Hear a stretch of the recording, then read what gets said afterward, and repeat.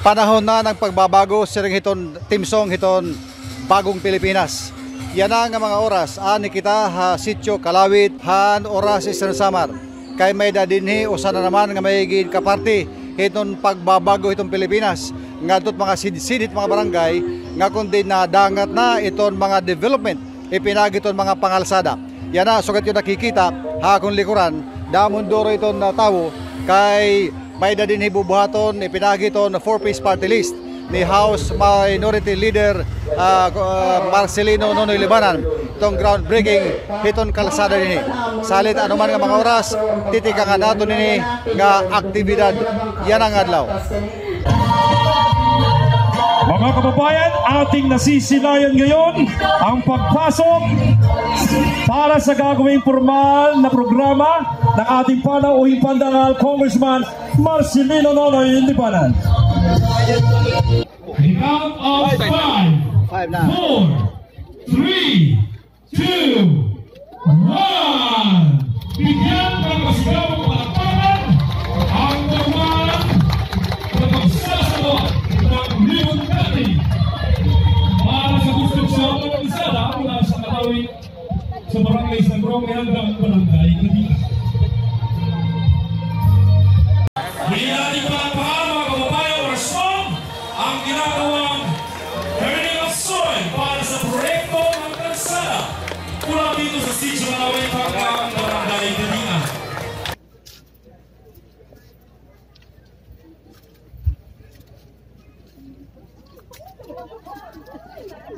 Amen. Amen. Amen. At the count of 5, 4, 3, 2, 1. Bigyan ng masigawang palakpakan ang paglalagay ng time capsule para sa formal na konstruksyon ng kalsada mula dito sa Sitio Kalawit, Barangay San Roque, patungo sa Barangay Kadina sa bayan ng oras.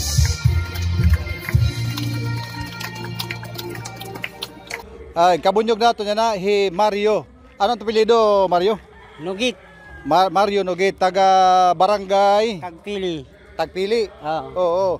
Yan ang nga ito na witnessan nimo, nakita nimo iton kuan, tubig.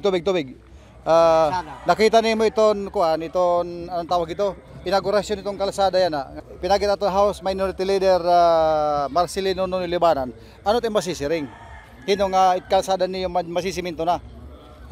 Posible. Yakit ang paglaom. Oo. Nga masisiminto na ini. O matatapos pa mula oras hanggang hipapad. Oo. Oras tugtub hipapad. Oo. Kaya ini nga barangay San Roque. Katapos sunod nga barangay Kandian. Tagpili, tikang didi. Tikang didi ha ano ito? San Roque. Ano, doon sa kabilang ilog kuan Kandian. Asya ito? diri Binalayan, Agsam, tapos makakuha naman kita nga diha. Para nga di hipapad. Oo, kuan Iwayan. Oo. Alang-alang, Kadian. Kadian yo. Kagdini, Batang, Buntay, Rizal, Kagtuog, Kagpili, Gamot, Balingasag. So ini tatay, ini Ma'am Mario, paano no ini makakabulig hitimo kinabuhi, hitimo pamilya ngayon na itong kalsada. Siring pa nimo naagi ang gadhin mga sarakyan, pero di pa simentado. Yan na iton nga programa na ni Congressman Marcelino Libanan. Masisiminto na ini hadimay ha. Ano nakikita nimo nga magiging kaupayan para nga dati mo pagkinabuhi, hiti mo pamilya ngan hiton mga ngatal nga mga taga barangay. Kita ko nakikita yan ha. Nga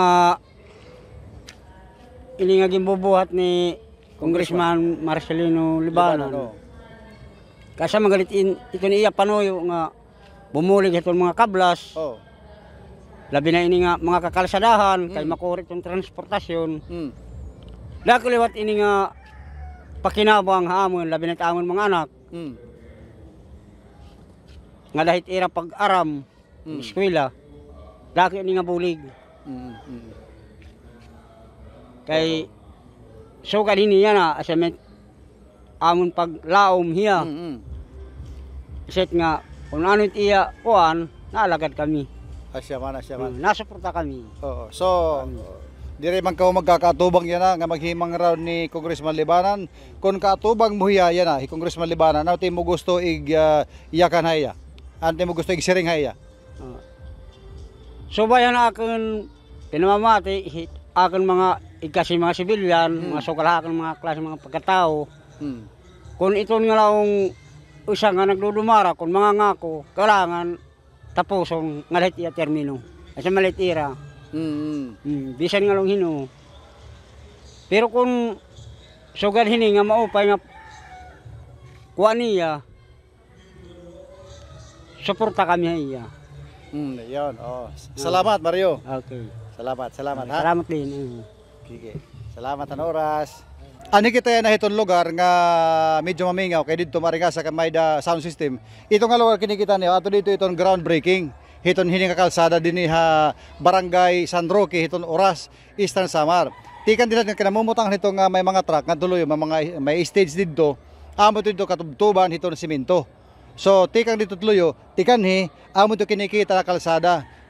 Naagi agad diya bisan pa daw 4 wheels pwede makaagi kay halapad nga diri masyado ka babatsi. Pero ang problema la kay di pa masimentado. So amot si simentohon ini pagabot panahon. Tikang didto ito nga boundary tika didi mabere kita kadi harayo pa ini ngadto.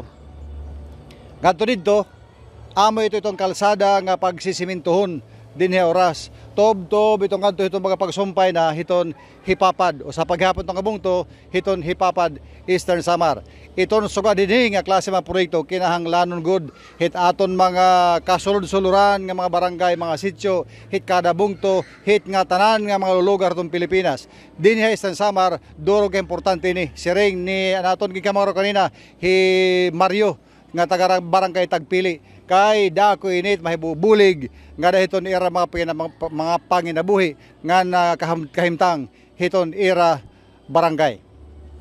Importante ha kadapitad hiton mga paraguma. Hiton nagdadaran mga produkto ngadto mga bungto, iton maupay nga kalsada. Salit ini nga kalsada in magiging dako nga bulig hit nga tanan nga mga tao labi na aton mga paraguma ang tinatawag nga farm to market road nga bringing the goods farm products ngadto ton mga merkado. Amo ito pananglitan. Ito usa nga nagdadaran mga produkto ngadto ha mga syudad. Ito na aton mga kabugtuan nga nagproproducer hin lugit, lukad, iman paga ini, tawag ini paga. Ani din higin hihimo iton lukad, ang tinatawag ito ni ba lugit. Ang mga bungan lobi ba nga ginihimo nga lukad, kupras kung tawagon na iba, dinhi nga paga gin papasuhan, gin pro-process tubto nga mahimo na diya nga lukad or lugit. Kamo ito sasakuhon. Isusulod sa ako, ano't sunod? Ibabaligay iton ngadto hiton mga ngadto ha syudad or bungto ipinagihakoton hin mga sarakyan. Niyan, kung waray mga sarakyan, amot magkakaproblema. Pero yun na kami kalsada, ito na in magimaw na nga kaupayan hiton mga taga barangay. Tikang dinhi ha barangay Paga, barangay San Roque, hiton oras Eastern Samar. Akon kaupo na akong kameraman hi Marfred. Ako hi Fred Padernos, naghatag hand report.